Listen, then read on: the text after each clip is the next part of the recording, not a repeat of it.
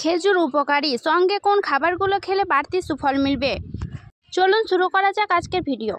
খেজুর শরীরের জন্য কতটা উপকারী তা নিয়ে আলাদা করে আলোচনা করার প্রয়োজন পড়ে না। হজমের গোলমালে খেজুর দাওয়াই হিসাবে কাজ করে, কারণ খেজুরে রয়েছে ফাইবারের মতো নানা উপাদান যা হজমে সাহায্য করে। তাছাড়া শরীর চাঙ্গা রাখতেও খেজুর কার্যকরী। ভিতর থেকে চাঙ্গা রাখতে ও চনমনে থাকতেও খেজুর বিকল্পহীন। তবে রোজ একটা করে খেজুর খাওয়ার বদলে যদি একটু অন্যভাবে খেতে পারেন তাহলে বাড়তি সুফল পাবেন। ওটস, সকালে জলখাবারে অনেকটাই ওটস খান। দই ওটস নিঃসন্দেহে স্বাস্থ্যকর জলখাবার, তবে ওটসের সঙ্গে মিশিয়ে খেতে পারেন খেজুর। আলাদা করে চিনি কিংবা গুড় খাওয়ার প্রয়োজন পড়বে না, এতে শরীরও পর্যাপ্ত পুষ্টি পাবে। তাছাড়া পেটের জন্যও অত্যন্ত স্বাস্থ্যকর খেজুর।